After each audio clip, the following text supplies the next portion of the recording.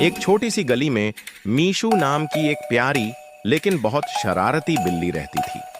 हर सुबह वो घर घर जाकर दूध वाले बर्तन सूंघती, पर कोई उसे पकड़ नहीं पाता था। एक दिन मीशू गली के कोने पर खेलती बच्चों के पास गई। बच्चों ने उसे बिस्किट दिया।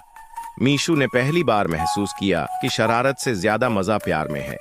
अब मीशू रोज बच्चों के साथ खेलती, उछलती, कूदती और हर किसी का दिल खुश कर देती। धीरे धीरे पूरी गली उसे लकी कैट कहने लगी, क्योंकि जहां भी वह जाती मुस्कान साथ ले जाती। अंत में मीशू बस इतना समझ गई, प्यार ही असली ताकत होता है।